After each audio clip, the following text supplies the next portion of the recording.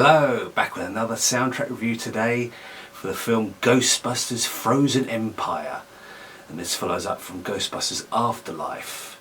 Originally Elmer Bernstein did the original Ghostbusters, and it was followed up by Randy Edelman's score for the sequel. And so, how does this music fare overall? Is it a bite of nostalgia? Is it got any new ideas? Is it creative? Let's find out. Well, I'm not going to beat around the bush. I thoroughly enjoyed this score. More so, I would say, than Simonson's effort from a couple of years ago. And I did thoroughly enjoy Theodore Shapiro's work on the 2016 Ghostbusters, although the film itself hasn't really stood the test of time and I don't enjoy it much anymore. Admittedly, Simonson's work on Ghostbusters Afterlife worked better in context than it did as a standalone listening experience. Granted, there are many fans of that score, but with Ghostbusters Frozen Empire, composer Dario Marianelli really goes to town and brings out those spirits. I thoroughly enjoyed this score, and I would like to single out, if I may, 6 tracks which struck a special chord with me, beginning with The Sewer Dragon, about a 4-minute action track, so creative and imaginative, brilliant overall. Dr. Waltski, very enigmatic. Patience, again running on that suspenseful line. Ionic Separator.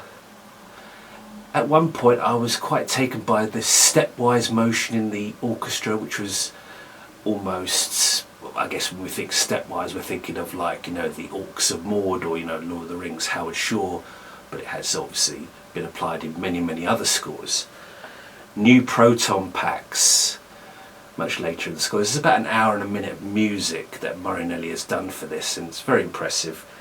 In the Fabric of the Universe, what an amazing slow musical movement or adagio which Marianelli creates at the end. So mystical and ethereal and just thought-provoking. I found this far more emotionally satisfying than Simons's effort overall, and far more intellectually engaging. Overall, this is a great start to 2024, although we're in March now, and sometimes I find a score in February which I like. I would give Ghostbusters Frozen Empire by Dario Marianelli 5 out of 5 stars. This is going to be an interesting year, and I can't wait for some of the scores that are going to be coming out.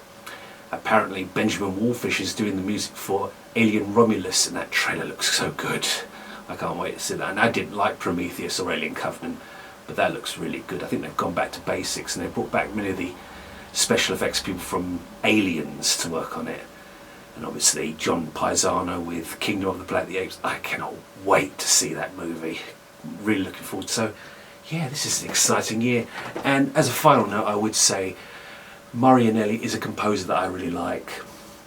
His work on Kubo and the Two Strings, The Box Trolls, V for Vendetta and The Brothers Grimm were excellent. I had to allow some time and persistence with something like Bumblebee, which didn't immediately win me over, but I do quite like it now. That wasn't the case with Ghostbusters Frozen Empire. I was just captivated. His use of the original instrument that Bernstein used, fantastic, brilliant. And just, even though there's no real reference to Ray Parker's song, title song Ghostbusters, in this, like there was with Shapiro's effort, I found it far more imaginative and level-headed than much of what we've been given lately for this franchise, and I think it's a step in the right direction. For more film and soundtrack reviews, please visit Betty Jo Tucker's website, Real Talk Movie Reviews. On Facebook you can find my pages, Hip-Notic Movie Reviews, Book Reviews, and Soundtrack Reviews. I'm Richard Jack Smith, thank you for watching, and I'll see you next time.